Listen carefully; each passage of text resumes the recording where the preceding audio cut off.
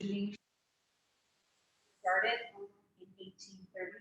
That was before the Civil War. 1864 was the end of the Civil War? There was a. And I didn't get super deep because you can go deep. Yeah. You can go down the rabbit hole with that. Oh, it doesn't like the. I just took the big points Pink that I Zoo? got. Oh, I think we should let Rita in. Well, yeah, I think if there's anyone there, just let her know we're setting up because Melissa was running late. I'll sort of. Hi, Mike. Hi, Rita. Hi. Hi, Rita. We're the hybrid. Oh, okay. Oh, great. Hello, everybody. Hi. Um, I'll try this. Melissa is setting up the big screen, the extra step for being hybrid. Okay. So it'll be a couple minutes. She's working through some technical issues. Hi, Mike. Yeah, logging in is the. Hello. Hi. This is we're all downstairs. Here's Mike. All right, Becky, I don't think this passcode I have on the agenda on the website is not working. I just got in through it.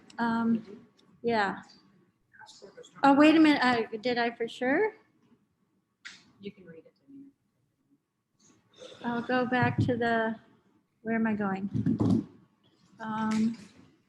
Take me through. While you're doing that, I'm gonna just double check that I'm doing this correct. Was it something 99Z09? That's all I can No, remember. What's on the agenda online are numbers, like the calling one. The phone number?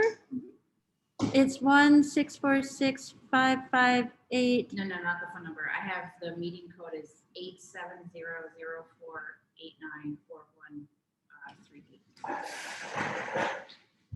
And the passcode is 766211. Okay, everybody else got to the meeting. So where did we send you? It's on the, I'm doing the one on the website, on the calendar. Yeah, but I'm just, MOT09 were the last 5 numbers. What is the meeting ID number? Meeting ID number 4138 as last 4 numbers.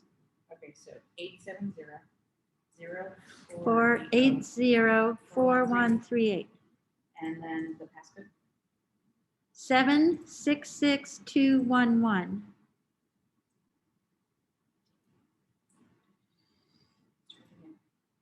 Seven six Well, six. it might have a, hold on, am I on the internet? Okay, so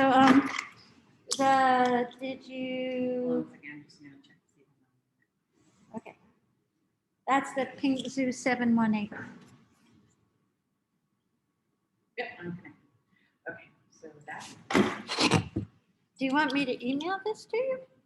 I have it, it's right here on the website.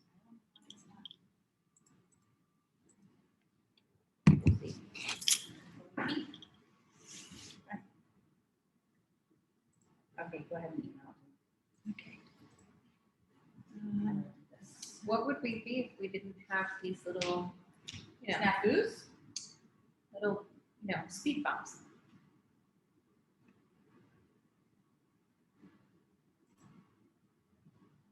Mary Jo and Noah did show up. I haven't seen them. 9.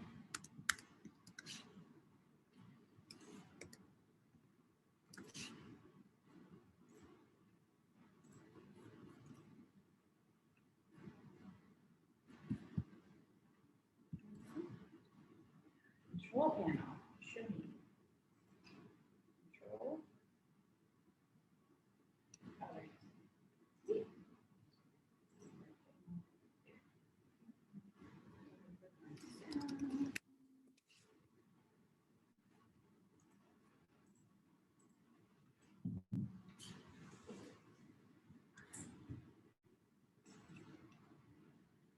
Here.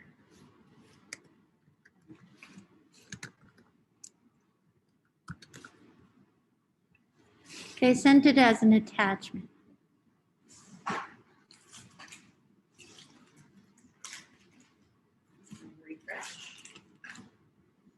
Oops, they're all stuck on the outside.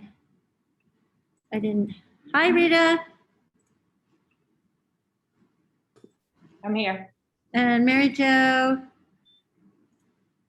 that's the one I tried. It just didn't.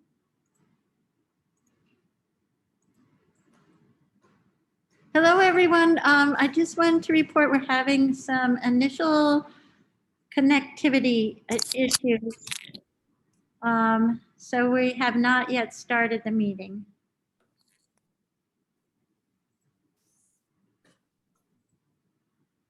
Oh, you know what?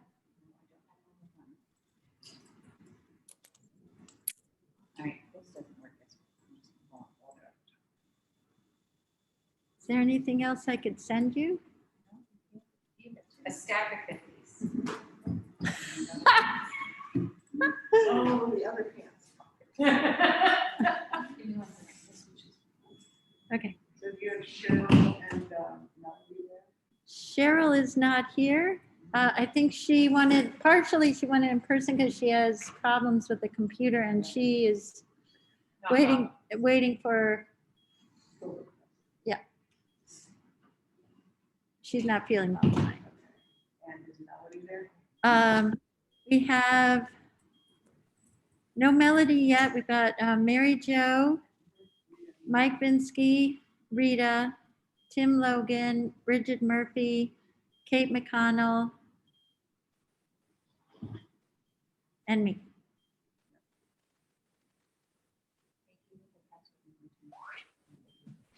Melody might be a little, she might be a little bit delayed. She's coming home from work. Okay. Pink Zoo 718. Thank you, Mary Jo. She hasn't missed anything yet.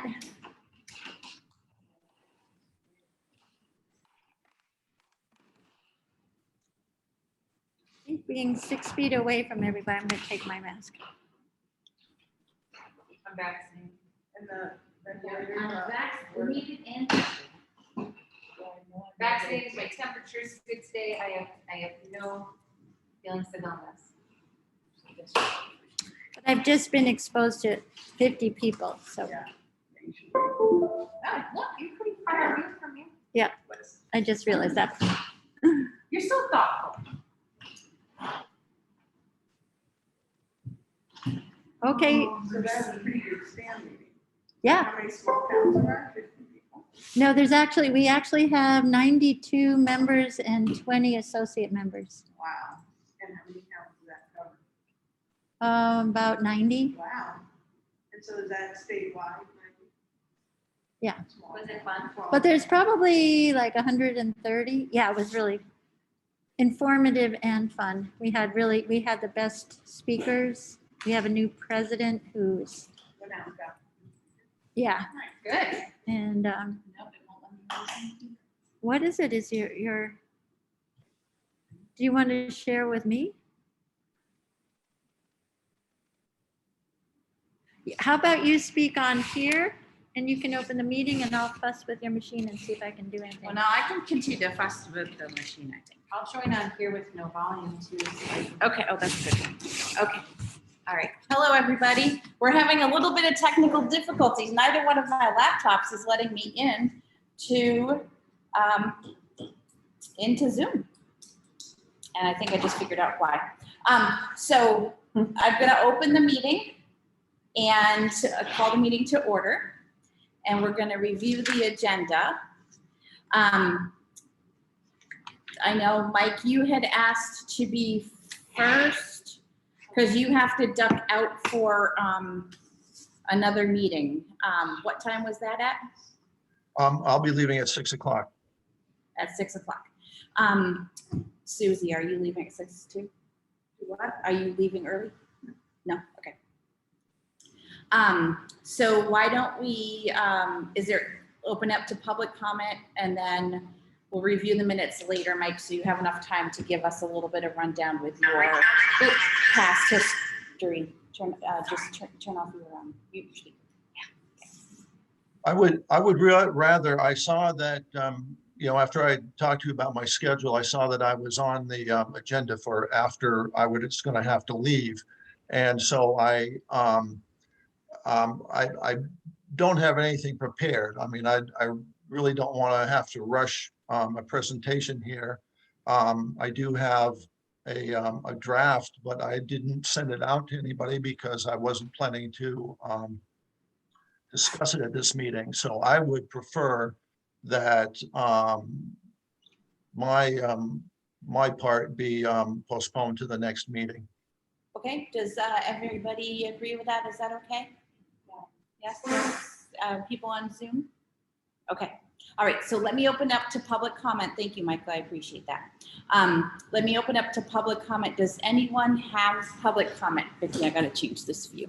One Yeah. second, Jeff, I'm just gonna change the view so I can see all of you. Here, put it You're fine. closer No, to you're you. fine. I can see from here. Okay, Jeff is the one who raised his hand. Does anybody else have public comment? Tim. Okay, so Jeff and then Tim. Go ahead, Jeff.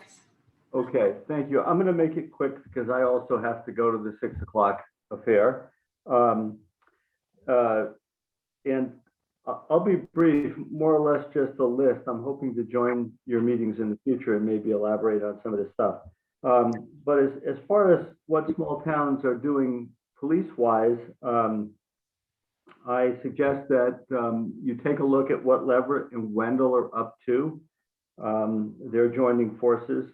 In fact, they have a public meeting that's on October 5th that I just read about, that I suppose anyone can tune into to discuss their issues about combining their police forces. So that's October 5th.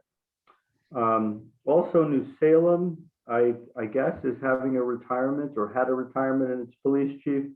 Year and a half ago, this was discussed with the Shutesbury Select Board, and then Chief Fernandez said he was very interested in pursuing something with New Salem, perhaps a coordinated effort, and I'm not sure how that ever went since then. I am aware of Paul Vlatch, who was a former UMass police officer who wrote an extensive report about Shutesbury policing. I've read it. It's quite authoritative and informative, and I would suggest that the committee make itself familiar with that report and read through it. It's written by someone who has been in the police business. I'd also suggest that perhaps if you can, you interview our immediate past 2 police chiefs, Chief Fernandez, who was briefly here, and then Chief Harding, who was here for quite a bit longer. I think the committee could benefit from hearing what they have to say. And then finally, I just will note that there's probably going to be a strong push to stay with the status quo in Shutesbury, push from within town hall. And I would suggest that you be open to resisting that push. So those are my comments. I got to go finish chores and get back to another meeting at 6. So thank you very much. Thank you, Jeff. Tim? Yeah, I understand Kristen did a report on community policing, and I wondered if that was available on the website or how I could obtain a copy. And that's all I have. It was not on community policing. It was a rundown of overview of the daily operations and the type of calls and much more than that that the department currently does. So it was giving us an overview of the current department. Today is community policing. Yes. I'm sorry, I didn't hear the last part. Today she's going to do community policing today. Okay, thank you. And the minutes will be on the website. And minutes will be on the website. Thank you, Susie. Okay, I'm in there. I'm in there. Okay, so the next, hold on, let me shut my speaker off. I don't need to hear. Give me 1 second. Is that better? All right. Hang on 1 second. We're going to put this in. We are now, let's see. Oh, thank you, Susan.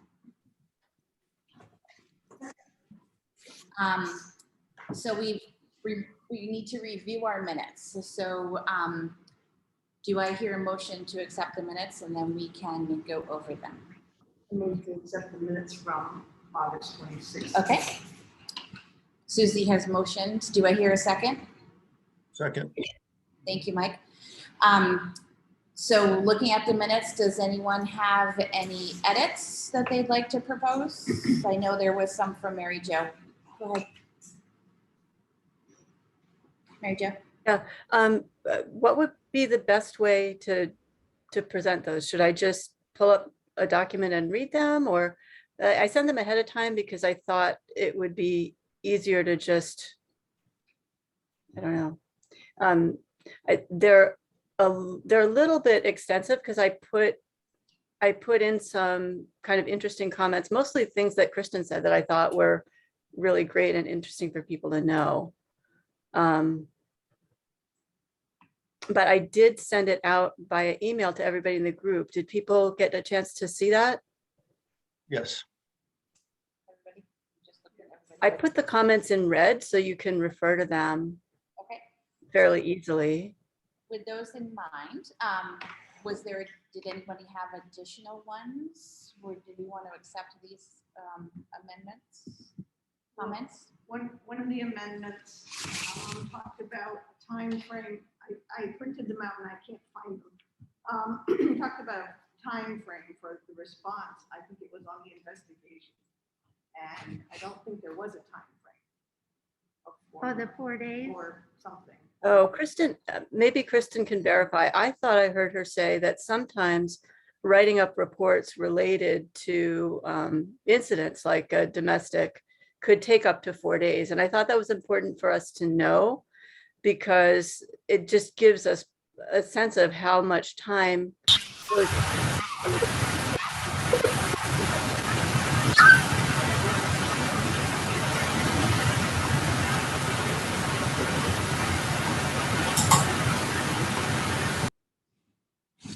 Sorry, I thought, because we got bond last time, didn't we?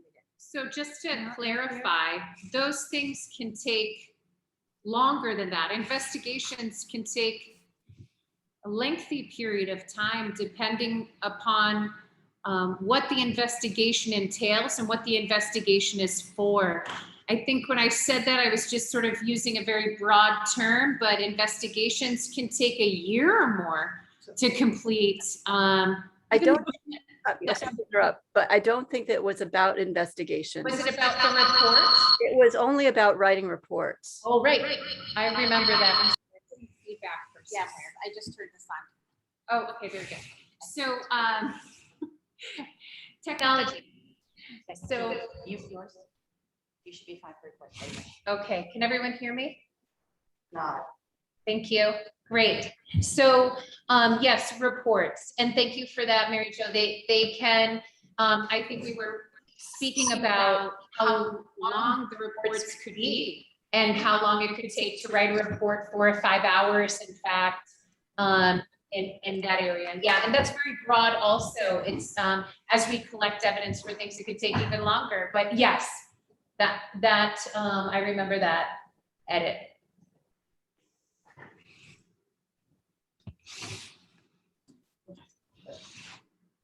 All right. Yeah, I don't have it. I think Cheryl has her hand up still. Can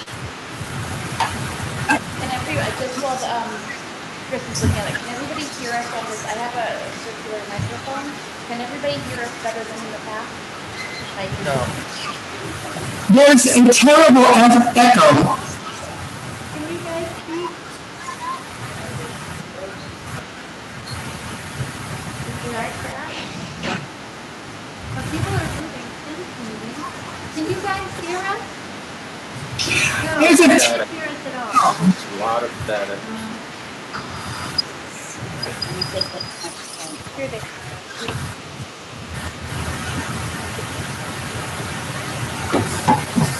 It's off. Hold on. I email that with the edits that Mary Jo submitted, so Susie was reviewing those quickly. Can you guys hear us now at this point? I'm gonna just plug something in real quick. Hi, No? I can hear you, but say something. Melissa, say something.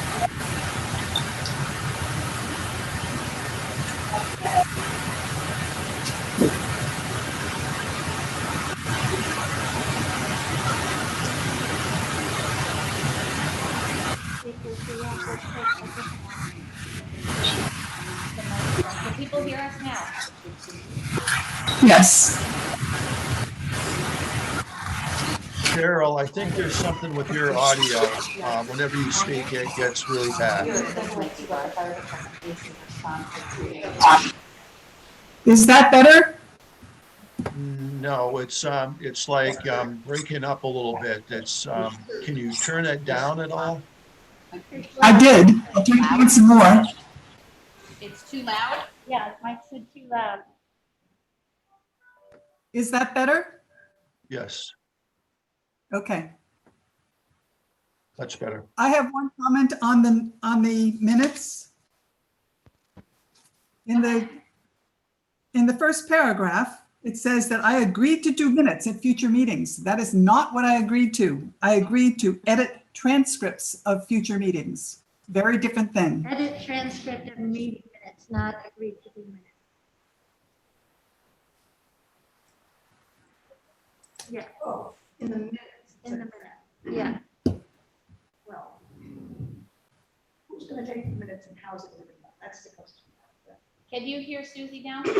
No, So I guess Cheryl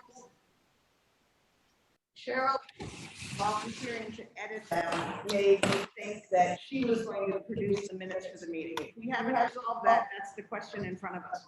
Who will present the minutes of the meeting for the committee? I'll work with Cheryl to make sure for the next one she's going to do it. Do the But I thought, transcript. who was saying that? Cheryl, Yeah, okay.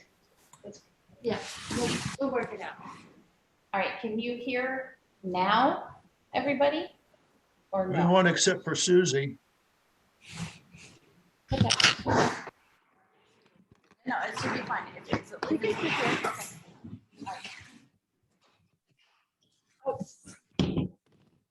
I think we have it now because I think. Yeah.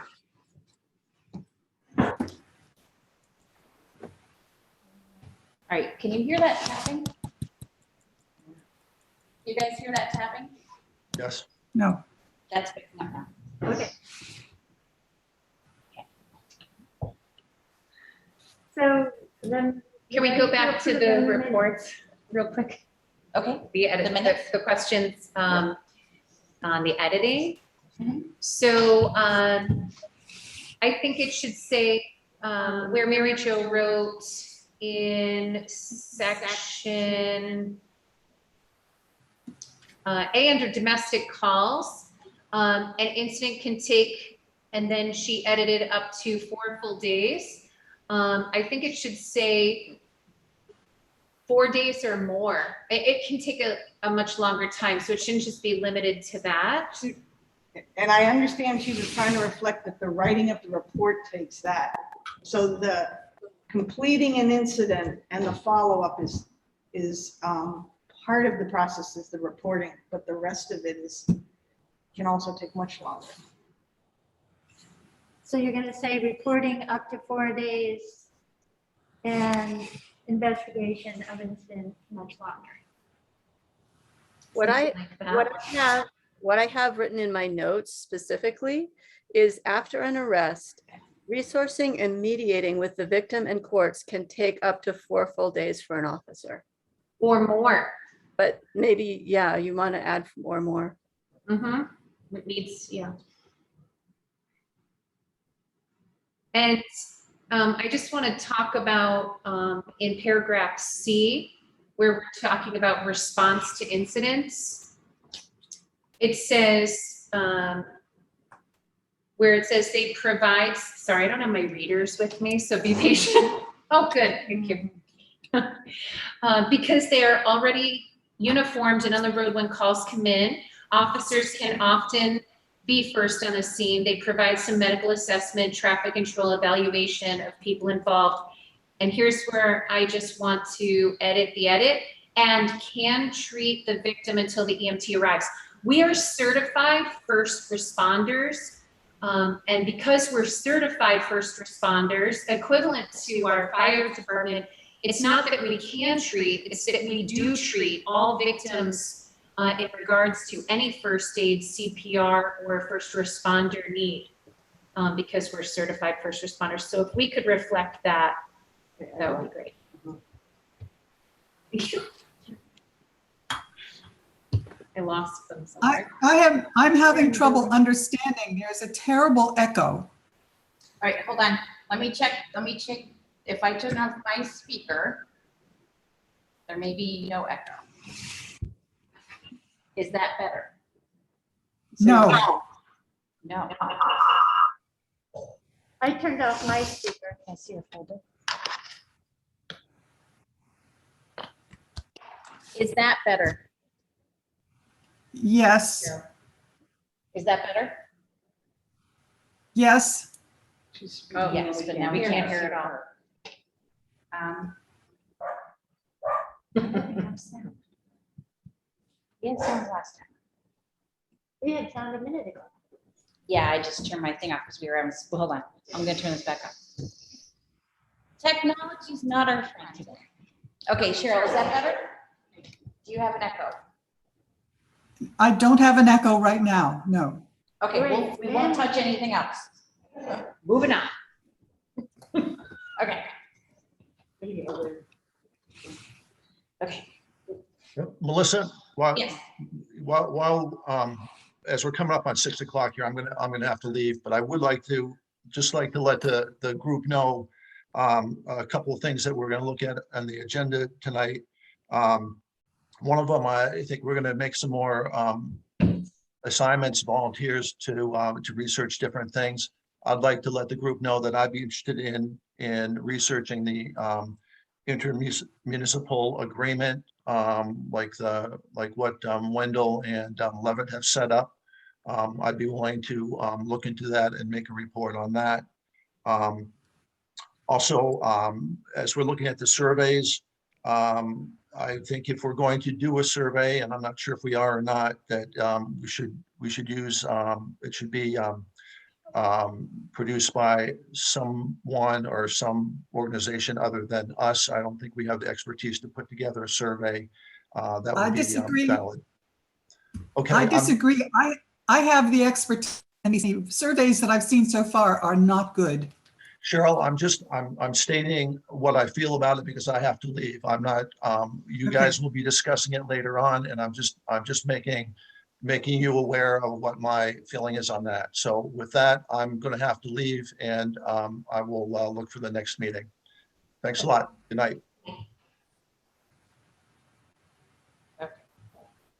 All right, so we were on the minutes still. Yes, I will bring that back. Okay, I'm gonna run get my charger.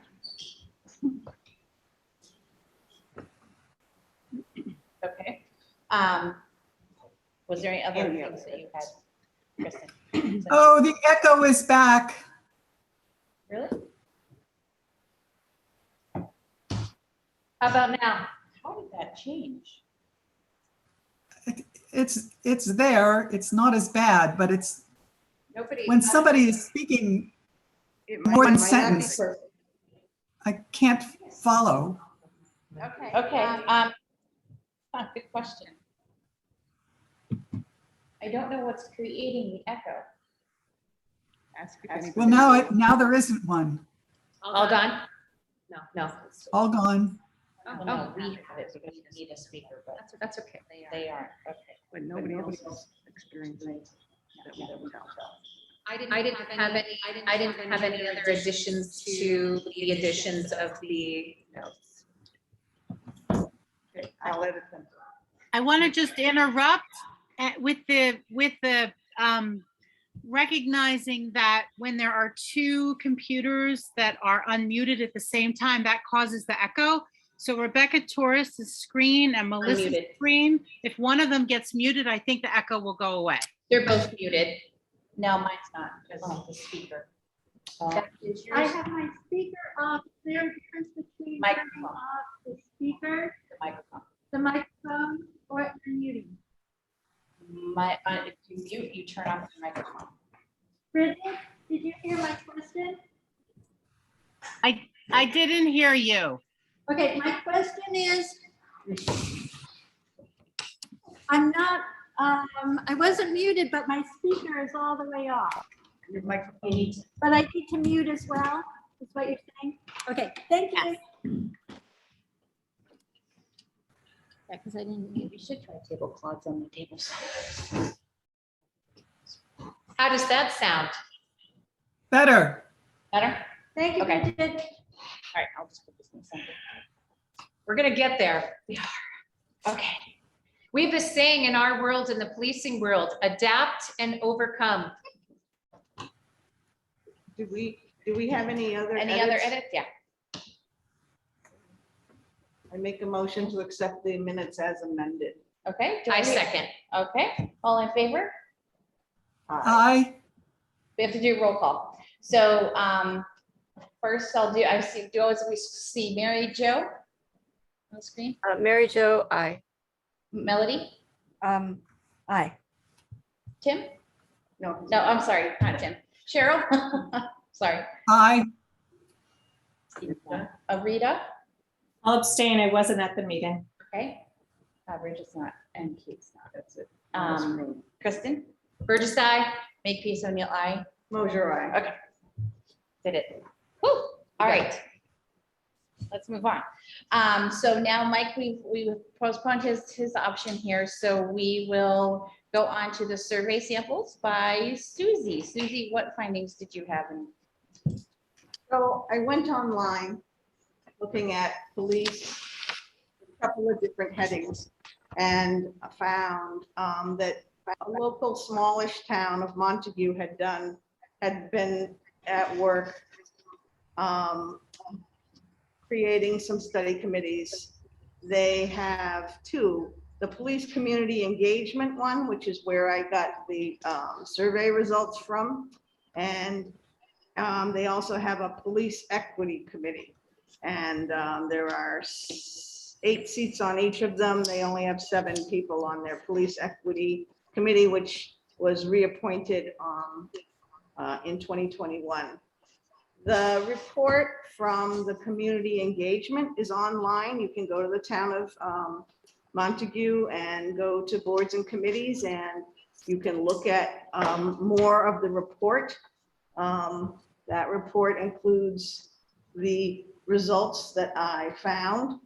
I talked with the administrator in Montague, and he said that the process they went through was actually very instructive, and then the results, it looks like there were only 384 respondents out of a town of 8,500. Not all of those would be old enough, maybe. So it's a very small percentage, and they appreciated the work they did as the committee to create this. Then I looked at some other ones. The US DOJ put out one, and one from Fairfax County in Maryland, and one from Franklin, Tennessee. What I was looking for is, how are these questions organized?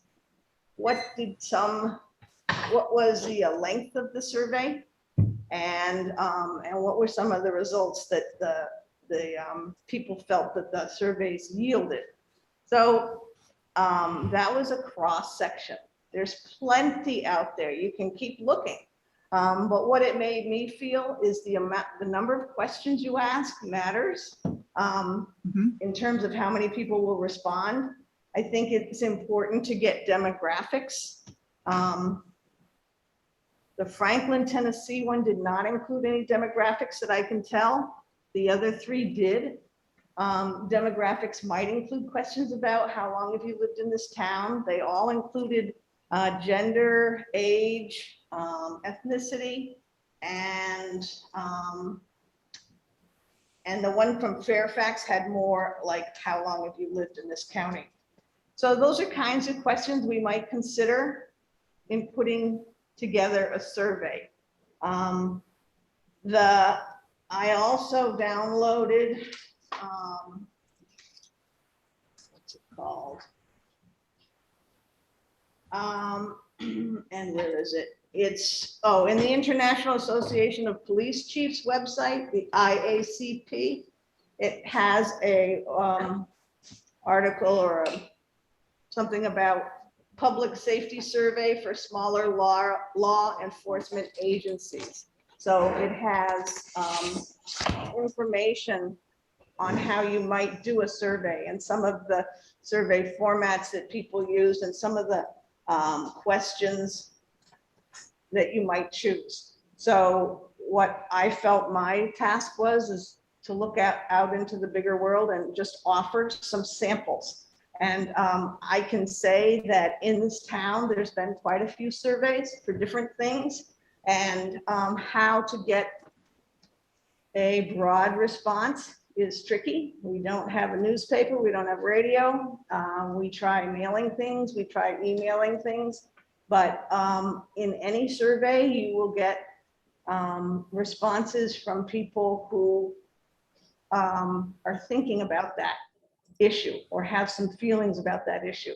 So it's always with a grain of salt that you look at the results and say, from the group that we got the responses from, this is what we heard. That's all I have for that part about surveys. Thank you very much, Susie. I feel like we have more to come with that.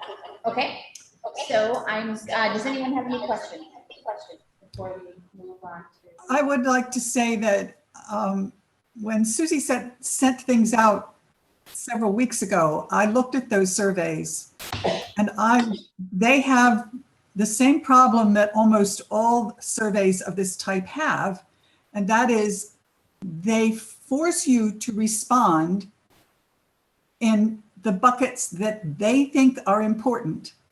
And I always feel that different things are important than they think are important. And so I find the surveys very unsatisfactory. Now, I have done a lot of case report form development, which is essentially a survey used in a medical device in a clinical trial. I know how to set up questions so that you can actually get usable and useful answers. Unlike most of these surveys are set up to get the answers that they want, not the answers that are real reflections of how the people in the community feel. So that's certainly something we'll want to, as we create ours, want to make sure we avoid or attempt to avoid, right? I don't know if anybody went to the website in Montague to look at that survey. I put the link up. They did have a comment section that I didn't print out and send. It's in the link. And you can see that they got over 300 comments from people. So it's not, they weren't just looking at the data that came out of filling in the dots. Right, but you can't put comments into a spreadsheet to analyze the results. So you have to make it. You have to put choices for the answers of the questions that accommodate more than just the answers that you're looking for. You have to be more general in the choices that you give people.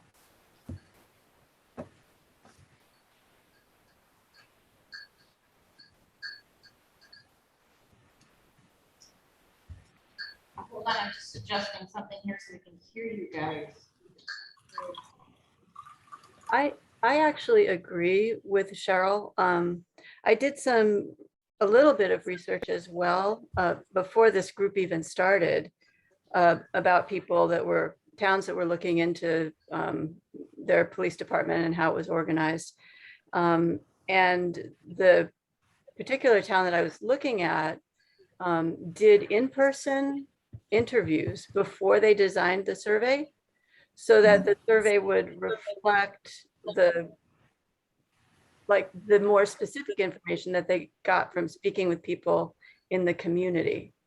The other thing that I wanted to say is that I think that all of these are examples of satisfaction surveys. Like they're the kind of Yes. surveys that would be appropriate to do on a regular basis, actually, if that's something that the police department wanted to do. I think that our survey, while it might want to touch some on satisfaction, I'm not sure how relevant that is, given that we've had some significant turnover in the police department in recent years. And also because I think that our study group has a charge with some very specific information that we're looking for related to That's the right. study group. And if we were to, I think that our responsibility is to represent not just our opinion, but the thoughts and ideas of the people in Shutesbury about the questions that have been posed to us. So I think that some of the questions need to reflect the questions that we're asking ourselves as a study group, so that we have that broader perspective. Yes, I agree.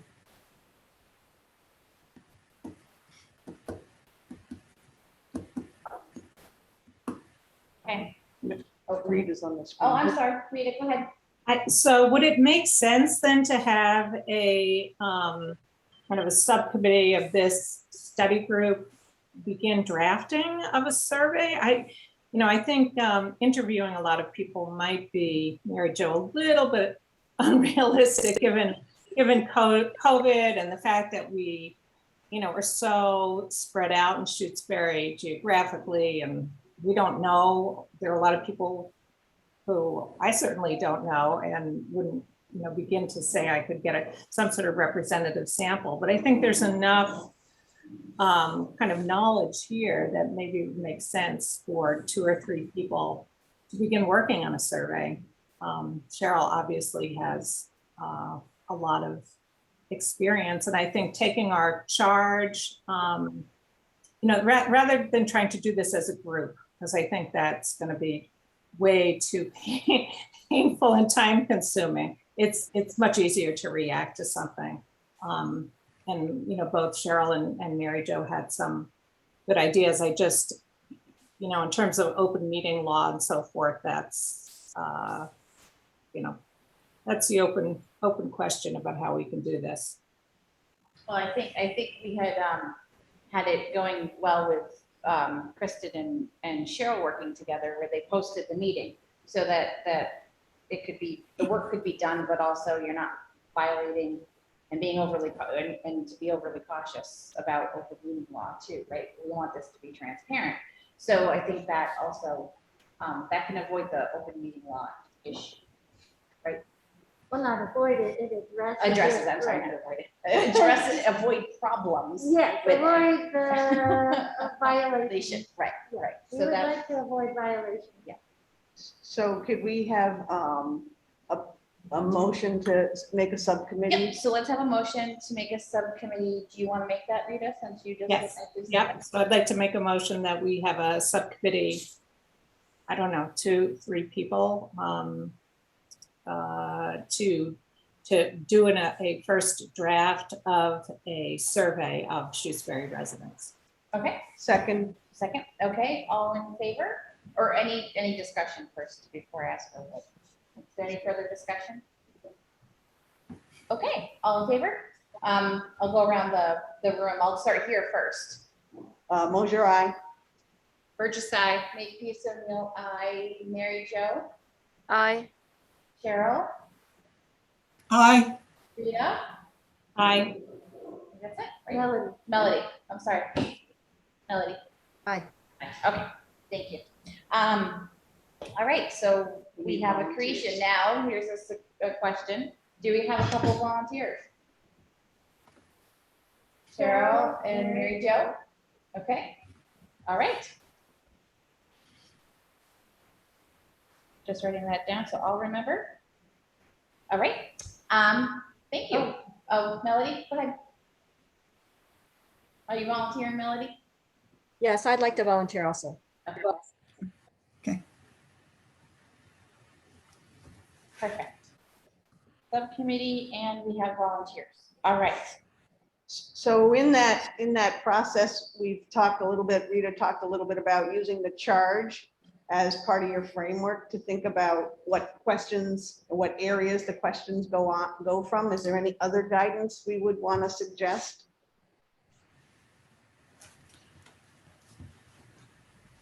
I would need to go back and review the surveys that other people have produced to see what different areas they address, and also to consider how to frame the questions and how to put possibilities for answers in a way that gives us the range of responses that we need to see. So,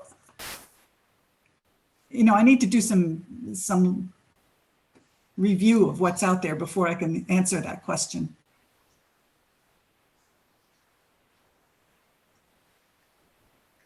Okay, that sounds like a good place to start, Cheryl. Anybody have any more input around that for now? Did that answer your question, Susan? You know, I also think Mary Jo's point that there's surveys that look for satisfaction and there's surveys that look for something else. And so Yes. bringing more samples to the table that are able to look in different directions seems like part of the work they're going to do.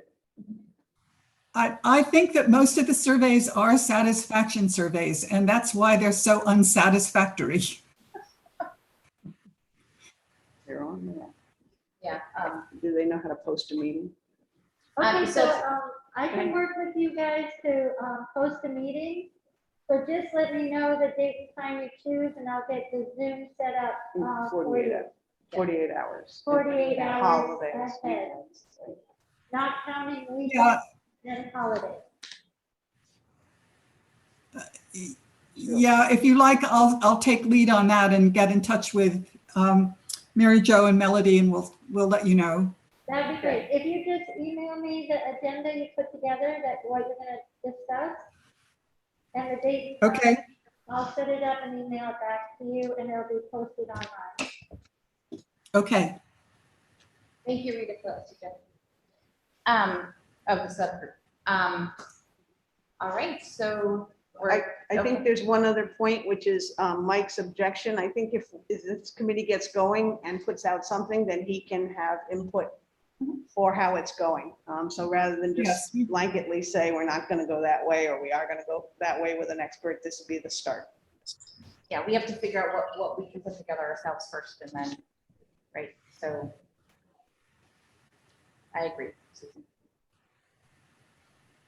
I think in part of the materials I sent to Mike is the Collins Institute description of what they did for some other towns, exploring, developing a work study committee about sharing police departments. And I think they write the surveys in that model. So And I that's think for that that's purpose. why he probably saw that and was thinking, well, that might be a good approach.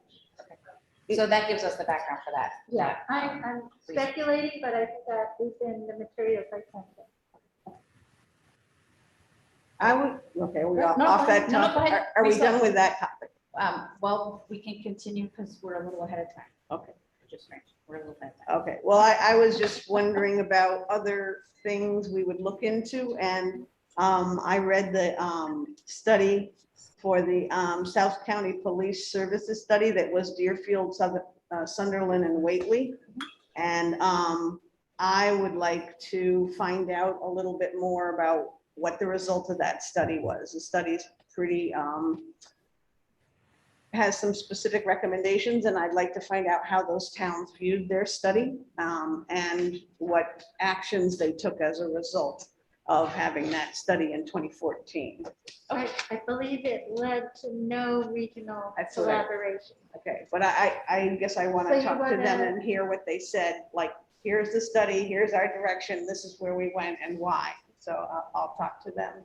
So you would like the committee to support your calling them for additional information? Yeah, because we talked about looking at the charge we have and saying, how would we like to approach it? And that study looked at this particular issue, and the study has, recommendations, and then I'd like to find out what the people who participated in that ended up thinking.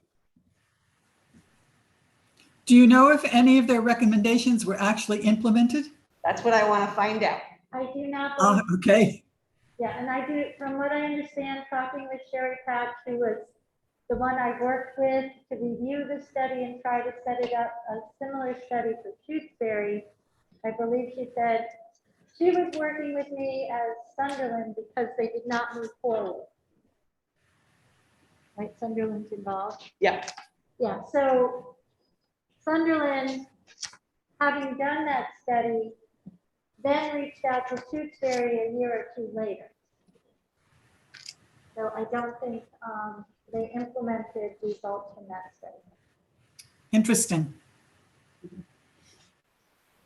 Susie, did you want to gather that together? Yeah, Is I'll that bring what- it to the next meeting, Okay. the So I- conversations I have with those 3 towns. Okay. Yeah, follow up on the South County. Thank you. All right. Shall we move on now to Kristen's community policing overview? Yeah, okay. I didn't Hi, know. everybody. Okay, so I appreciate that I had a little extra time on this project because I found myself enjoying the research of community policing. And I think I left you last with, when did community policing start? When did people believe that community policing came to be? And I had left you with about 3 decades ago, but I think we're all going to be shocked today with the history of community policing, because I certainly was. I have a lot of information. I am going to make this available. Becky is going to make this available to everyone. I say me, but really I put it off on her already. And she's going to do what she needs to do in order to make sure that you have all the read that I did. So without further ado, I'll get started. I want to say that things have been very busy here in the Shutesbury Police Department in many different ways. And one of those is becoming compliant with the new reform bill that's out there. So I find myself many days struggling to not feel defeated. And I have to put on an air of positivity always for the officers that are currently working for the department. And I'll tell you, the one thing that keeps us going and puts smiles on our faces are the residents of Shutesbury, the community itself.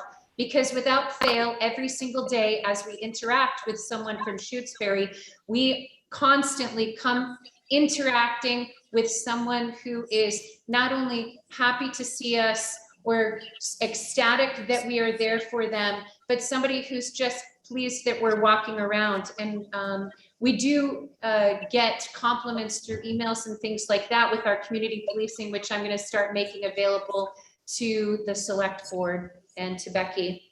Community policing is a collaboration between the police department and the community. And together we identify and solve problems within the community. As allies, we can enhance the safety and quality of neighborhoods. And that's really how I look at policing and policing in communities, as we are allies in trying to make sure that we have a peaceful community, an enhanced community, and a safe community. There are 3 components of community policing that have been developed over the years. One is developing community partnerships. Second, engaging in problem solving. And thirdly, implementing community policing organizational features. For example, transparency, which I am very fond of, accountability, which I am more fond of, and discretion, which I implore in my officers. In 1830, Sir Robert Peel created the 9 principles of policing. And just to give you a background on Sir Robert Peel, he's the 2nd Baronet FRS with the British conservative statesman who served twice as Prime Minister of the United Kingdom and twice as Home Secretary. He's regarded the father of modern English policing, owing his founding of the Metropolitan Police Services. I have the 9 principles of policing here for you, and most of which are community policing involved. So in 1830, Sir Robert Peel was far ahead of his time in understanding the importance of community policing. He states the basic mission for which the police exist is to prevent crime and disorder. Second, the ability of the police to perform their duties is dependent upon public approval and police actions. 3, police must secure the willing cooperation of the public in voluntary observance of the law to be able to secure and maintain the respect of the public. 4, the degree of cooperation of the public that can be secured diminishes proportionately to the necessity of the use of physical force. We find this to be true, very true today.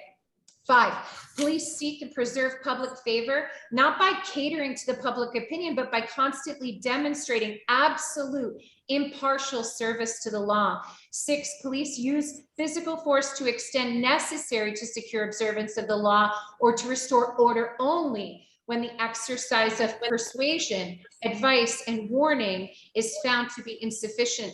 For this number 6, I'd like to talk about de-escalation being a huge need and a huge observance today in policing. In fact, the reform bill covers de-escalation, which is what he speaks to there. 7, police at all times should maintain a relationship with the public that gives reality to historic tradition that the police are the public and the public are the police. We are each other. The police being only members of the public who are paid to give full-time attention to duties which are incumbent on every citizen in the interests of community welfare and its existence. 8, police should always direct their actions strictly towards their functions and never appear to usurp the powers of the judiciary. 9, the test of police efficiency is the absence of crime and disorder, not the visible evidence of police action in dealing with it. Again, I will make this available for everybody. So even though I went through that quickly, you can see that Sir Robert Peel back in 1830 had his thumb right on community policing before it was considered community policing. In 1970, in San Diego, the San Diego Police Department created a COP project, COP project. It's called Community Oriented Policing. This project was to understand how community policing could then create a better relationship with the community. It was determined during this project that random patrols, meaning officers just randomly going through areas of the city, areas of the town, were less of a discussion and less of something of importance than were the ties to the community, police being out there and police being on foot and police being assigned to certain areas.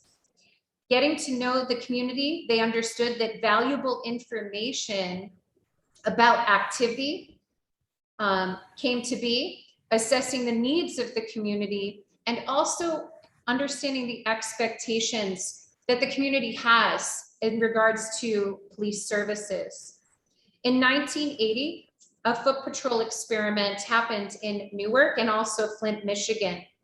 They found that the foot patrol, so officers would go on what we called their beat, and they would walk the areas they were assigned to on foot. And they found that this eased the citizens and it eased their fear of crime. But what they found even more interesting was that officers found greater satisfaction in their work.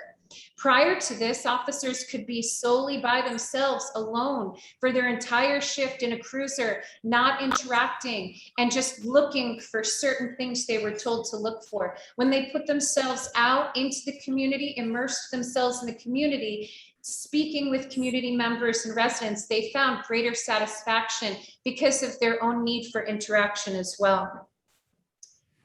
In the 90s, we well adopted the idea of what we call community policing. And in 2014, President Barack Obama signed an executive order. The executive order was the President's Task Force on 21st Century Policing. I've got an incredible booklet here on the entirety of what President Obama wanted to see happen in policing. Let me highlight some things for you. Community policing is a philosophy as well as a way of doing business. The commitment to work with communities to tackle the immediate and long-term cause of crime throughout joint problem solving reduces crime and improves quality of life. It also makes officers safer, and it increases the likelihood of individuals to abide by the law. He went on to stand by. Create the 6 pillars of 21st century policing. I won't read the paragraphs associated, but pillar 1, building trust and legitimacy. Wanted pillar 2 to be policy and oversight. Pillar 3 was in regards to technology and social media. Pillar 4, community and crime reduction. Pillar 5, training and education. And pillar 6, officer wellness and safety. He felt that these 6 pillars should be the prominent place for officers and departments to look in regards to policing, not just in community policing. This is a fantastic read. I loved that. I hope you take a chance to look at it. I researched this project by doing what I love to do. I started talking to people in the community. I asked longtime and generational residents of Shutesbury questions about what they thought community policing was and what they felt they were most happy with in community policing. I found that Shutesbury police have always been what is considered community police officers. There was never anything as community policing versus traditional policing. Traditional policing in Shutesbury is community policing. That's what I was told. The consensus of the residents I spoke with tell me there has been only one time that this form of policing was not necessarily standard under an administration of a particular chief of police. And they stated that it matters who holds the standards for the department because they believe that it trickles down from the top down. In Shutesbury currently, I hold the community policing values to the highest standard. It's because I love people. I know that sounds corny perhaps, but it truly is who I am. Officers are requested to interact with the community multiple times a day. I've asked officers to communicate with the public, have a public interaction is what I call it, at least 3 times in their shift. I'll tell you, they more than exceed that. Myself and the officers work to learn residents' names and understanding each and everyone's unique dynamics and their expectations of us. We do stop and chats. So if we see someone walking down the road and they happen to wave at us, where I asked if people would, we like to stop and chat and ask them how their day is. We do check-ins or check-ons, and sometimes that's a follow-up investigation, and sometimes that is merely just knowing that somebody was struggling in the past, and we want to make sure that we keep tabs and find out if they need us for any further assistance before the need is urgent. We do home checks when people are on vacation or out of town or otherwise just want us to check their home. I have an entire booklet right now with people who have called to ask me to check on their home or ask the officers to check on their home for various different reasons. We do follow-ups, we do walking patrols. And we do events such as Coffee with the Cop and Copsicle Day, which I've spoken of before. Bigger and larger events are coming up with multi-agency involvement. You'll see that on our Facebook page. We've been invited to take part in a community policing event that is going to be engaging with 15 other agencies in our area. Officer Marcus Johansson has asked if he could take lead on that, which I've granted him. And he's going to meetings and things of that nature. And the town of Shutesbury will be apprised of that as soon as we find out the logistics. It's going to be very exciting. We're going to be having the airlift there. We're going to be having many different departments. You're going to be able to learn radar. I'm hoping for our department that we could get fingerprint kits and identification kits for children so that parents or guardians or caretakers can have a identification kit in their home if they ever needed such a thing. We strive to utilize the social media platforms in such a way that the community can get to know the officers through those platforms. Officers are encouraged to use discretion in situations that do allow that. They're encouraged to share who they are with the community as well. For example, we try to let people know if we have an experience with something that they're having trouble dealing with. Being a community-oriented police officer is not merely what you do, but it is who you are and treating others how you want to be treated as best you can. Treating the whole person, which I've stated before. Remembering you're a guardian with the guardian mentality and embracing your peace officer standard while still enforcing the law. Balance is key. I found my research of talking to some of the residents in Shutesbury very interesting because I spoke to people who had many generations in Shutesbury because I wanted to know a little bit more history of what they felt, past, present, and future, of what they liked and they wanted and what they saw of us. And I found it very interesting that what they were stating is what we have here in Shutesbury is what the entire nation is looking for as a whole from all of their departments. And I don't say that lightly. I've been listening to many different vlogs and reading many different blogs in regards to this. And there's a lot of work that we have to do, but I think we're really far ahead here as far as community policing goes in Shutesbury. It's more than just handing out popsicles. It's more than just stopping and getting to know someone and their dog's name. It's really immersing yourself into the community. And I tell people all the time that I'm so happy that even though I can't live in Shutesbury at this time, I'd like maybe in the future, I fell in love with it, but I am a resident in a way that they see me immersed with them. So I might not be a full-on resident, but I believe that there's a way of adopting us into that if we show you that we are worthy.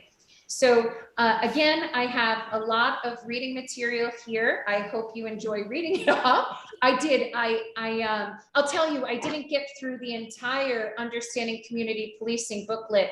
The Bureau of Justice Assistance did a study back in 1994. It was grant funded by the Department of Justice to have an understanding of what community policing is. So they did, the Department of Justice granted the Bureau of Justice Assistance to do this, and I found it incredibly informative of what they thought community policing was and where they wanted to see it go in the future, and we are going there. So in 1994. So I think that's my overview right now. I'd love to take any questions from anyone. Cheryl, and Tim, go ahead, Cheryl. Of course, I have questions. Hi, Cheryl. Hi, Kristen.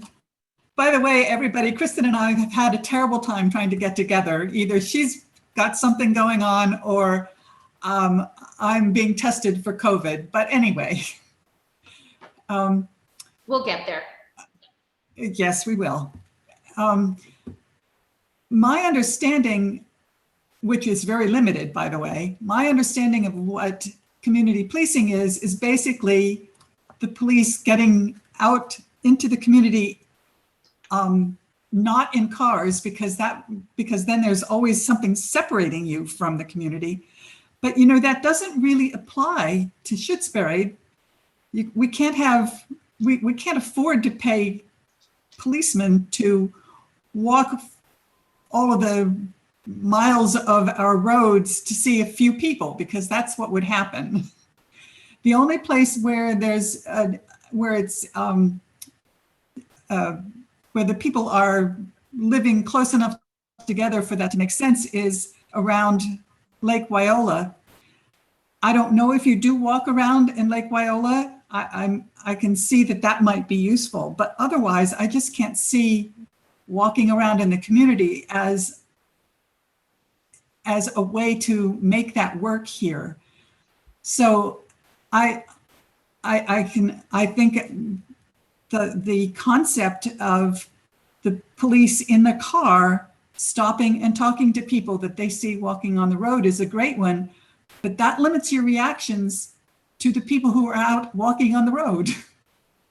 So I think we need to think about exactly how community policing would be done effectively in a place like Shutesbury, where you don't have sidewalks and you don't have kids playing, basketball, and I mean, it's just a whole different concept than what city community policing is.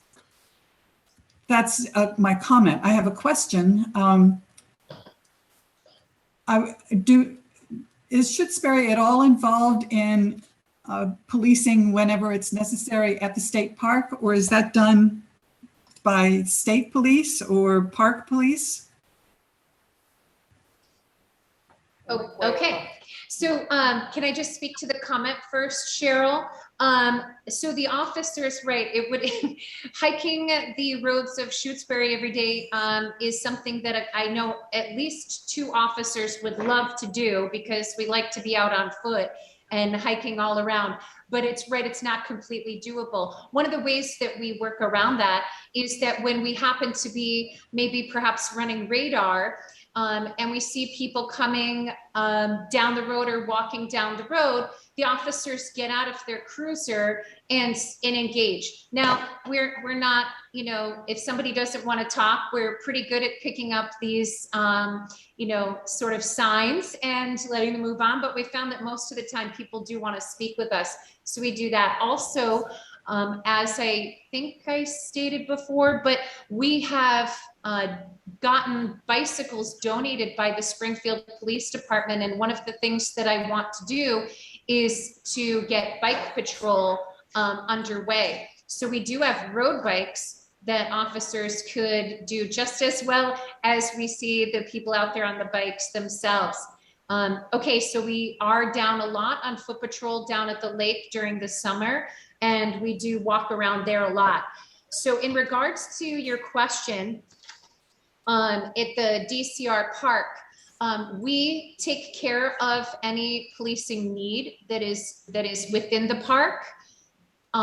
We get calls for any policing need that is in the park, and we are proactive with any policing need that is within that park. When there's an environmental police officer on scene, they also can, but that doesn't negate us. We can continue to do our job because the park is within our town. So even though it is a DCR jurisdiction, it does not override our policing capabilities. Does that? Okay, then that raises the question, do we get compensated for that by the state? Well, no, we don't get compensated for that because we consider it just part of our town. Interesting, because I mean, I live, a quarter of a mile from the state park, so I'm driving through there pretty often, and especially on holidays and long weekends, I would say that 90 to 95% of the people there are not residents of this town. Correct. That's absolutely correct. And when I have gone out on foot, huh? Not Well, all. Well, not always. I would No. say majority of the time. And I haven't, well, they're coming to, here's another look at that. They're coming to visit our community. So at that moment, they are part of our community Right. because they're here enjoying our. We do have a great majority of people from out of town, and I pride myself, and this is, I'm not trying to fluff myself by this comment, but I pride myself in the fact that I provide them, I currently, because I'm in charge of the department, provide them with a very safe environment to visit. And we are getting, this past summer, we didn't have as many visitors as the prior summer, but the majority of our visitors, when they are from out of town, are from Chicopee, Holyoke, and Springfield. And I know that because I am out on foot, sitting and chatting with them and talking with them and getting to know them. I've created long-term relationships with a lot of these people that do email me, let me know when they're coming into town so they can say hi. And also have posted on Facebook about our department. So although when we do have a great majority of people from out of town visiting the community, they're happy to be here because it's a safe community. Interesting. I grew up in state parks in Pennsylvania. My father was superintendent of various different state parks in Pennsylvania. And of course, we had the same issues. The parks were in the country and the people who came to them were from the cities. I seem to recall that it was the state police that did the policing there, but just my own memory. They still can, but we have jurisdiction as well. So it's a cooperative event. Thank you. You're very welcome. Tim? Yeah, I'm not Hi, Tim.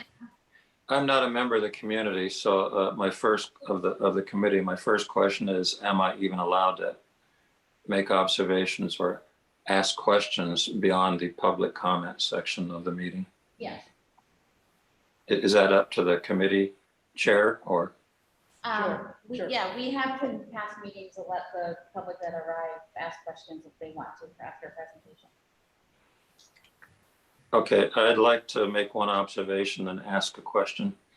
My observation is that the current department has, in my 6 years or so in Shutesbury, has done a remarkable job of creating the feeling of community policing, of creating the connection between the police department and the citizens. And I'm quite impressed with it.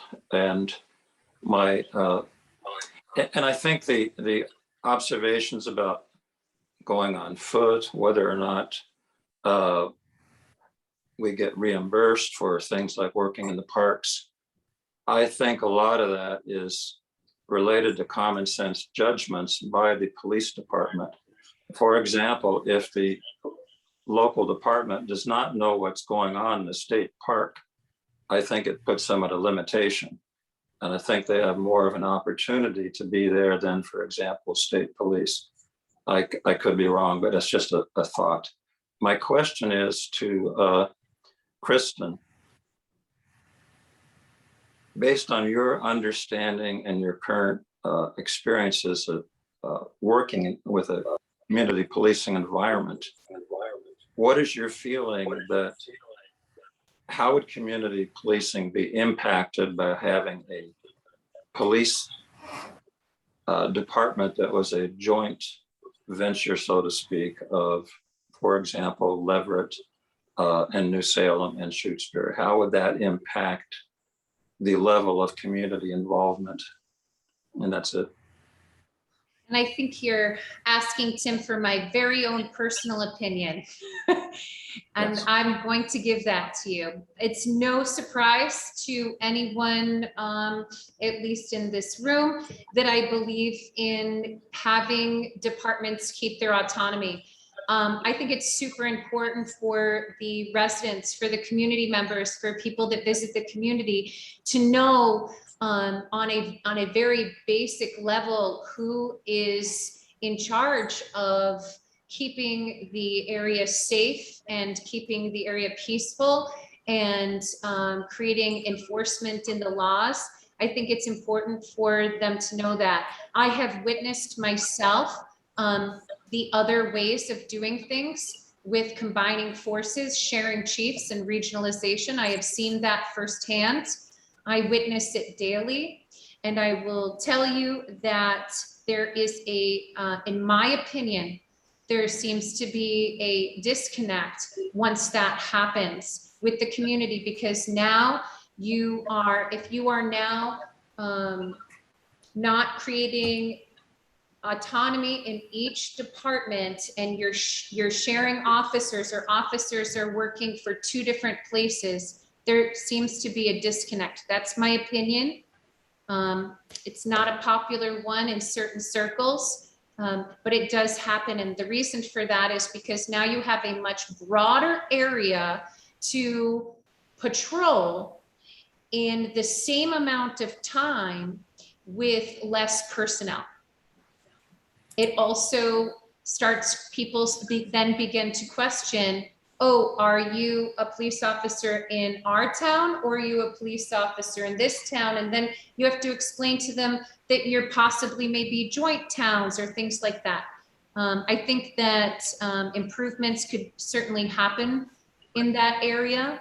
I think that that needs to be taken into consideration anytime ideas like that come forward of combining regionalization, et cetera. But I do see there's a disconnect. And I think that it is very impactful for not only the officers, there's a lot more then on their shoulders. As I said, you now have a much larger area to patrol in the same exact amount of time. So I, for one, have chosen twice now to work in small towns. I have stated before, I lived in Detroit. I grew up on Long Island. Every once in a while, you'll hear my accent come through. I lived in Detroit for 13, 14 years, and I've lived in small towns. I choose small towns. My fiance's a Springfield police officer. He's been doing that for 20 years. He says to me, there is no way that I would work in a small town. And he has his reasons for that. And one of them are, he's very used to, if something happens, another officer is there within seconds. If something happens here, we have a long wait ahead of us sometimes, perhaps, for very serious events, and we have to be able to hold our own. So he likes his, I've chosen twice now small towns because I like the small town feel. Once you start creating small town with another small town with another small town, you're creating a mini county. And I think that if you're not prepared with having more officers, then it does create a negative impact. That's my opinion. I appreciate that very much. And for me, that's quite helpful. And as a layman, I would tend to suspect that what you're observing is 100% true. Thank you. Thank you, Tim. Does anyone else have any questions? Cheryl has her hand up. Hi, Cheryl. Yeah, of course Cheryl has something to say. That's what we're here for. Would you consider doing maybe a hybrid kind of thing, or maybe this is already in place, I don't know, but having a system where each department in a small town is responsible for patrolling that town and all of the things that you do for a town, but that the surrounding towns have an agreement that if there is something where you need some backup, you can call on them. Do we have that kind of agreement, or is that possible? We do, Cheryl. It's called mutual aid. Okay. Mutual aid. And we have a mutual aid agreement with most towns. So almost every single town where we can call. And I'll tell you, let me give you a quick example of mutual aid outside of mutual aid. So the town of Hadley had a very serious incident happen. I'm sure you read it on the news. There was a shooting at the Walmart in Hadley.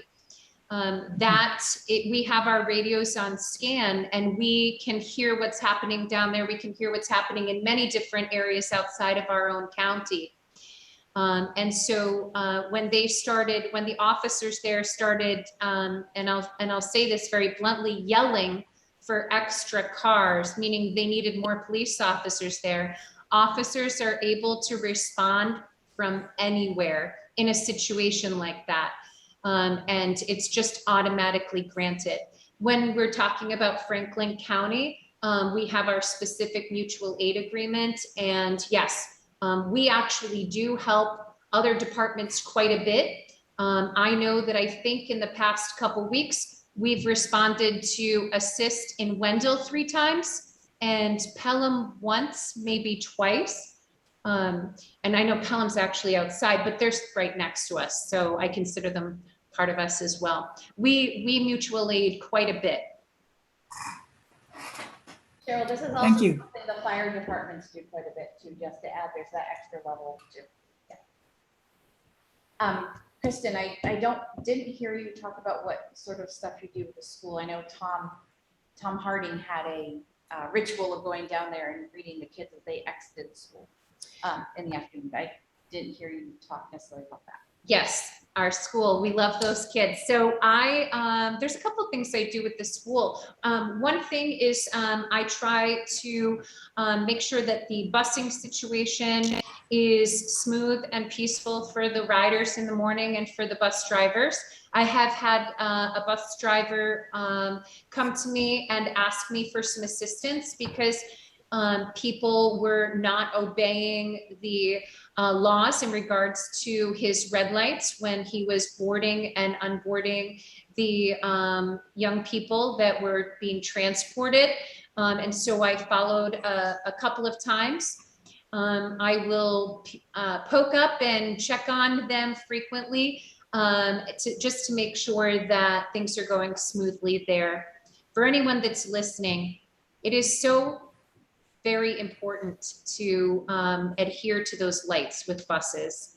Another thing that I do in the regards to community policing is not something that everybody always loves, but in the morning, we have young people waiting at the bus stops, which I'm sure you've all seen. For some reason, I'm finding a lot of speeders this year in the morning.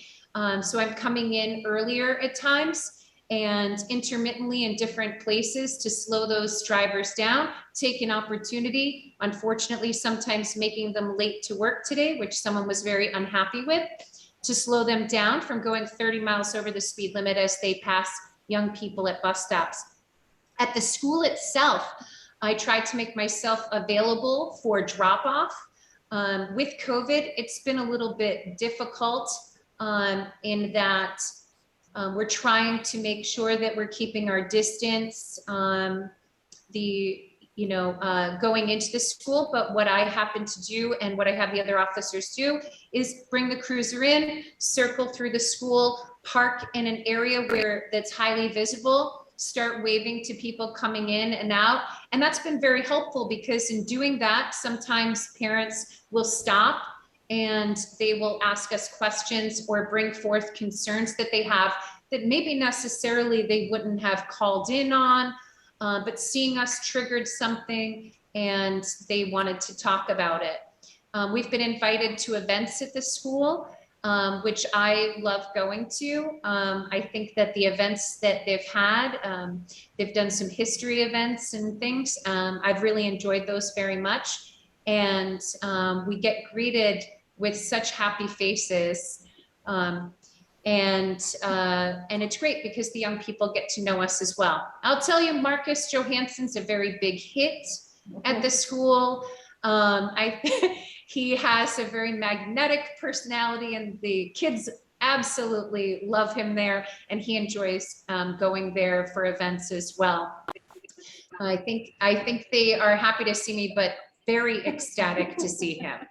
And he then comes into work and tries to, on the start of his shift, he attempts to go to the school to have the bus, watch the buses be loaded, and the children then head home. Sometimes on both ends, it's difficult.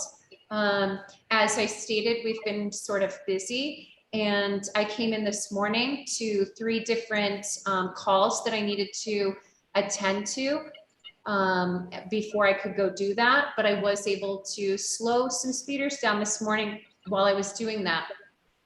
Sometimes Marcus will come in and same thing, something's right there waiting for him. So we do attempt to get there every day and do our absolute best. I have recently sat down with the school principal, and we've had a nice discussion, and she's invited me into the school for specific intent, but also broad intent as well. Thank you. Just want to make sure you got that. Okay, does anybody else have any questions? More questions? Mary Jo. So you mentioned that as part of community policing, at least in San Diego, there was a role of assessing community needs. And I'm wondering if you could speak to what you would see as the met and perhaps unmet needs in Shutesbury, and whether you have a plan or procedure for assessing community needs. So one of the needs that I have, are we talking broadly or in regards to community policing? I'm not sure. Okay. Community policing seems pretty broad to me, so. Okay, it is very broad. That's my point. It's it is Shutesbury. Community policing is Shutesbury. That's it, period. It really is. It's the way we do things here, and from my understanding, almost always have always done them. So I think that we're talking about the COP project, Community Oriented Policing Project in San Diego. So I think the needs are that, well, let me start from when I took the position of being in charge. I think there was more need for officers to interact, and I've implemented that. There's always more need to interact. I'm now challenging officers to get to know people on a first name basis if allowed by the community and by the residents. It's always the preference of how people want to be addressed, but however they want to be addressed, I'm challenging the officers to get to know them in that fashion. I think there's more need for that. I think there's more need for a trust between the police department and the community. I think there's more need for the community to know who we are. And I don't just mean know who we are, that we're police officers. I mean, know who we are in our personalities and our character. I think that's always a need that is fundamental across the nation, actually. I think the more raw and open and transparent you can be as a person in this uniform only creates more stability in the community and more trust in the community. I don't mind telling people exactly who I am. I certainly don't mind admitting fault or mistake. And I think that's something that the community needs to also understand, in that we're human. I want the community to, I think the community needs to hear more that we're human. I will not forget one of my very first coffee with the cops, and the feedback that I got was, wow, you're really showing us how human you are. I went home that day, I'll be honest, I went home that day thinking to myself, well, how am I perceived then, if not but human? And that really got me thinking about how we can do better in the police department by being more open about who we are as individuals, what we like, what we don't like, our experiences that we've had in the world, who our family is. That's okay to let people know, because if I'm talking about immersing ourselves into a community for community policing, I think it's, at least it's obvious to me that part of that is letting you get to know who I am if I'm asking you who you are. I think there's a definite need for the public to know the law. I think that the public as a whole has a great grasp on the law. but I would love for the public to understand the law much more in depth. I would love to do a Citizens Police Academy in the future to help with that. I did start developing that in my last department, and I think that would be something that would be helpful here. When someone knows why, I think that you have a lot more cooperation. At least with me, I want to know why person. And it's one of the things that I do when I interact with the public, whether on a stop or otherwise. One of my questions is how did we get here and why? So I think those are just some top things that I'm very interested in as far as the needs of the community go. And something a little bit near and dear to my heart are the seniors of our community. I would very much like to interact with the seniors a lot more. All I have to go on, honestly, is previous interactions or a list from the Council on Aging. And it's really difficult to cold call someone at home and say, hi, you know, I'm the police department. I know COVID hasn't been helpful in that fashion, but I think there's more need to reach out to the seniors and have more interaction with the seniors. I had a gentleman once I think it was last year, at one of our really bad storms that we had that put us out of power for a period of time. He happened to be out and about, and he came up to me and he said, why didn't you come to check on me? And I'll be very honest, I didn't know who he was and I didn't know where he lived, and I do now. But if I had more interaction, I would have a list of perhaps people with that sort of need, and we could do checks. Does that help? I think that's, Mary Jo, I'm does that- sorry. Yeah, that's great. Thanks so much. Yes, Cheryl. I think that what you just brought up is a very important thing. I'm sure there are people in Shutesbury who have, for whatever reason, whether it's age or disability or whatever, who are vulnerable under situations like when we lose power. But you have no way of knowing about them unless that's, unless they come up to you and say to you, I need somebody to check on me under those circumstances. Maybe one of the things we should be looking at is setting up some place, maybe on the town website, where people can sign up for that kind of thing. I would certainly love that. I have been collecting my own sort of little data in my little notebook as I've been here to know who I can go to, but I know there's so many more. And you're right, it's not just to seniors. Susie has her hand up. So I'm wondering if the fire department, and Walter being a long-term Yes. person, is part of sharing that information, cooperation with him. Yes, he is so helpful when I do have those questions, but I think that would be really good. Just another resource might be the triad, Sheriff's Triad. I know they used to come visit my grandmother once a month. So they might be able to help with that. I think they've been much more limited. It has. I was just going to say. So it has been more limited triad with COVID. So the COVID interruption, well, you know what? I mean, I'm a positive person. I like to try really hard to think of the positive things. It certainly helped me think outside the box. So, if I would just like to say, if anybody wants to put it out there to anyone they know, if they want to give me a name and a number and an address and check on periodically, I will. I have coffee dates weekly with people. And I don't mind because I love coffee, but I have coffee dates with a lot of people who have asked me to check on them weekly. So Does Village Neighbors know about this idea, and might they have a hand in it? I don't believe they do, and I would love it if they would. Maybe you could reach out to them Okay. and see if you can connect over there. Great. I think part of the issue is that people, because of HIPAA laws and privacy, we can't even get a number, we can't get a list of people who might need care from the triad. We can't, but emergency can. Emergency.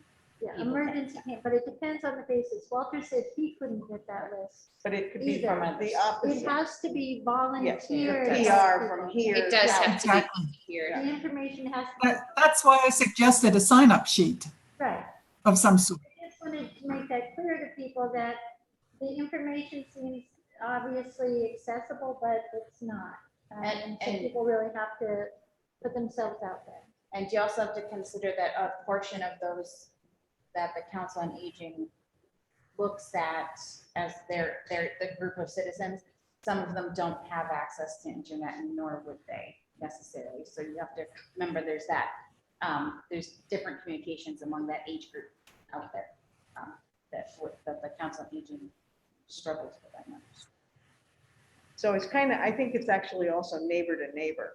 So if you spoke to your neighbor and told them that, you know, the police are interested in being helpful, and here's the number, and then Word of mouth. word of mouth. Mhm. Does anyone have any other comments or questions? Yes, Mary Jo. I thought that your presentation the last time and this time were both really, really good.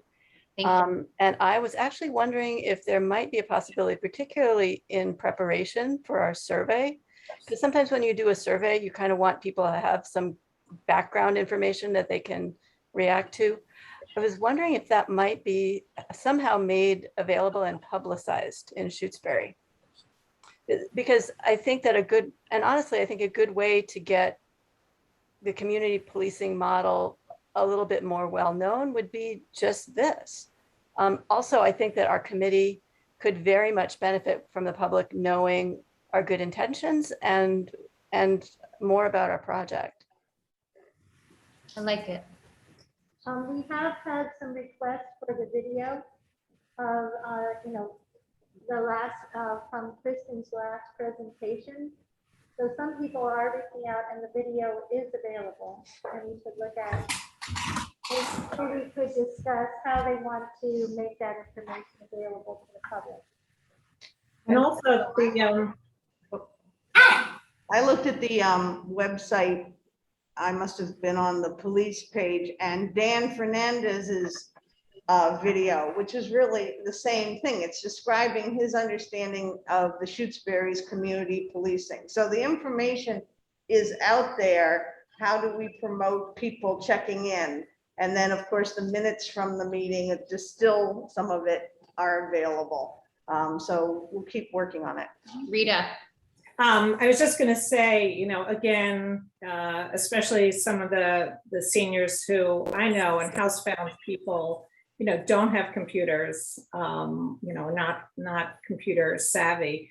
I think that, there's an upcoming town newsletter that can reach both that audience as well as everybody else in town. So I know articles are due, because I've been asked about doing an article. I think they're due on September 17th. So we really should have something, just kind of news from the police study committee about who we are, how you get access if you do have internet connection to kind of watch these meetings, or if you don't have access, then how you could get information by calling town hall. So I would volunteer to put that article out unless you have a plan to do it already. I don't, I'm doing another article. So. What? I'm doing the annual one, so. I think she said she's already doing an article. Is that what you said? It'll be selected. Yes. I am, yeah. Focusing on the police study? No, I'm doing it for the Community Preservation Committee. So Susie's volunteering to do that focus for the study group. I was planning on doing just a little talk about with our police department, a couple key points that I want to make just from our department standpoint. like when to call the station versus when to call dispatch versus when to call 911. So I wanted to just sort of speak to that and a couple other things. Right. Does anyone have any more questions or comments about? Hi, Stephen. You'll have to unmute. We cannot hear you. Everyone see Olaf? Hi, Olaf. So it's more of a comment than a question, and it's about the community policing and driving around. Though you didn't mention about routines, because I know as this is my 10th year as a highway department employee, and we get to know most everybody in town what their routines are, whether they jog, whether they ride bikes, what time they go to work, what time they don't go to work. So that was something that got left out, that even though you're driving, you do get, it doesn't take too long to learn people's routines. That's true. That's very true. Funny story. Last year, I got very used to seeing a certain individual walking a certain route every single day. And then for a few days, I didn't see this individual. And I went running to Becky, all knowing. And I said, I have a great concern. I am used to seeing this person. They're punctual, they're on time, and they are every day. And I haven't seen them for, I think it was a 3-day period. So I charged her to go find that person and reach out for me. It ended up being, they were fine. And the routine shifted slightly. So Steve, super good point. I do pay attention to those things. And they can be very instrumental. But it's also part of a little bit of an OCD thing that I have. If I like to see things happening at certain times if I'm used to it. So when it doesn't happen, it definitely draws attention. Anything else? Mary Jo? So one more thing. I thought that the Sir Robert Peel's list included the measure of police success as being the absence of crime and disorder. And I was thinking, that's kind of hard to measure, actually. So I was wondering if there are ways of measuring success for a police department. That's something that I talk about often in my private life between my fiance, who's a police officer as well. There's certainly a way to measure other things. We have a way to measure arrests, and we have a way to measure who goes to court, and we have a way to measure citations. And it feels like we have a way to measure all these, what would be maybe considered negative things, although can be positive if we turn it the right way, but all of those interactions. But we do not have a way necessarily to measure more positive things and more success stories unless we specifically boost ourselves by writing them down. Or turning in letters or cards or things that we get. Now, occasionally I do. For one, it's very difficult for me to have these meetings on record because I'm not somebody who enjoys getting my picture taken or being recorded. So I am not somebody who necessarily likes to say, oh, Melissa, look at this lovely note I got today about myself. Because that's not why I do these things. When it comes to the other officers, I will boost them all day long and brag about them all day long. But you're right, it's very difficult to measure that if somebody isn't forthcoming with these things that do happen. We do get letters, we do get cards, we do get emails, we get phone calls. So I talked about this with the other officers, and we have decided as a group that no matter who the call is about, or email is about, or letter is about, We are going to write it down. We are going to put it in the personnel file of the particular officer, and we are going to give it to the select board to see as well, no matter who it's about. That will be hard for me. It's hard for me to say, oh, look at these nice things they're saying about me. But we decided as a group that it was very important for the select board to know how many times we do get calls, emails, and letters. So I've charged Marcus with submitting mine, and I will submit everyone else's. I also think too, to answer the question, Mary Jo, is that there's if the community, if there's not complaints coming from the community of things not being done, or so a measure could be not having complaints, or having a community that feels safe in their daily activity, even though there could be some negative things going on, could also be some measures. It's so hard. I had a gentleman stop this morning. I guess I should have written this one down. I didn't even think about it. A gentleman who just moved to the area here in Shutesbury with his partner, and he stopped. I had an interaction with him, I think maybe a month ago, and he saw me, stopped, and wanted to shake my hand and thank me for the calming words. Was a quote they used in his interactions in keeping him relaxed in the situation that he found himself to be in while we waited for further services. And I probably should have written that one down, and I didn't even think of it. So I think it's really hard to find a way to keep track of those and to assess those. We're very quick to assess negative interaction or complaints or things like that, but I guess that's an area that we can improve on. And go ahead, Becky. I saw two hands, but Sorry. Do you also now have the video cameras that you can use that potentially to share a positive? Are we talking body camera Body footage? camera, yeah. So as long as we have the permission of the party that is involved to agree to show that, I have found that a lot of people are like me and don't like being on camera. Yeah. So, and then two, it was sort of like a surprise attack this morning. I turned around and came right up, and it was like, I didn't even press my body camera. I sort of was feeling out what his need was. Sometimes people come up to me and say, you know, is Grace in? I need my dog permit. So I don't press the camera I wait to see where we're going with a conversation. So I didn't even have that on camera this morning. So no, but I guess we could, if we had explicit permission from the other party, that it would be shared to the public. I think most people are more comfortable with in writing, but yeah. I saw Cheryl's hand and Tim's hand. So yeah, yes.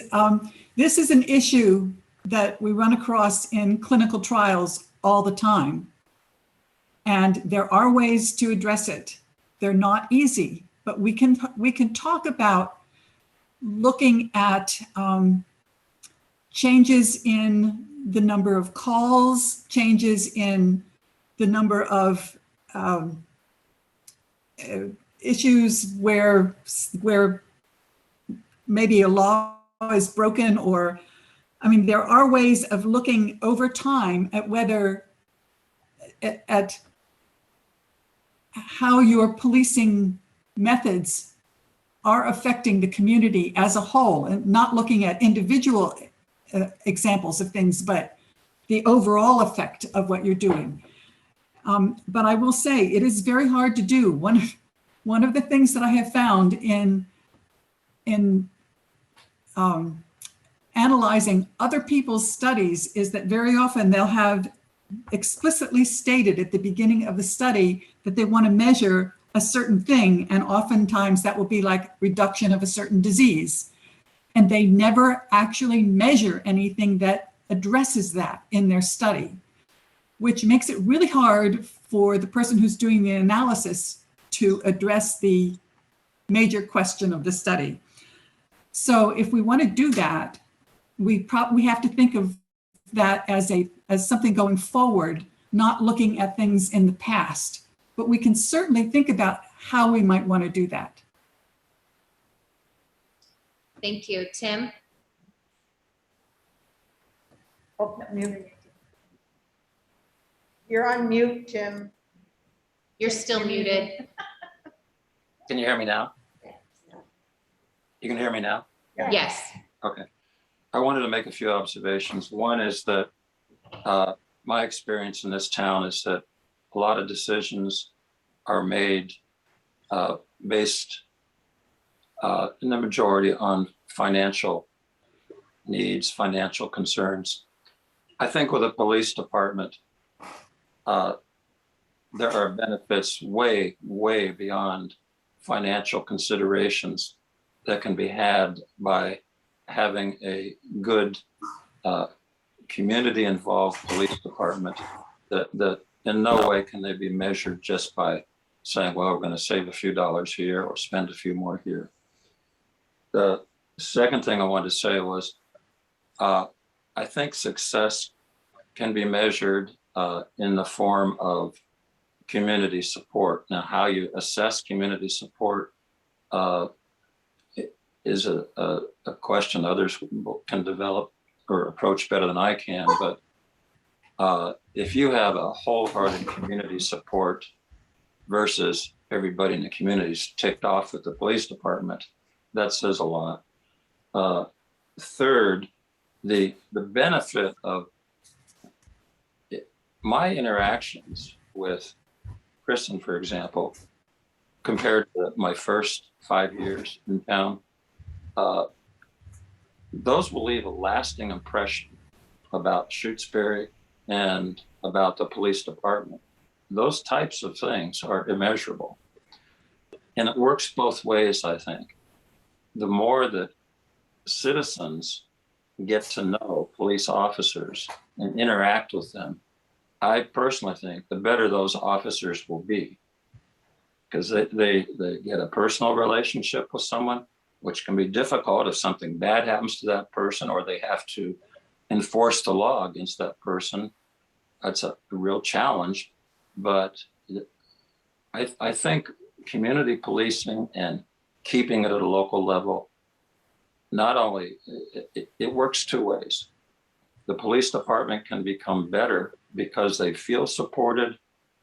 They feel the worth of what they're doing through the feedback they get. And the final thing I wanted to say was that things like, well, I guess I said it already for my own personal interactions, but can you imagine the impact of something like handing out popsicles at a park?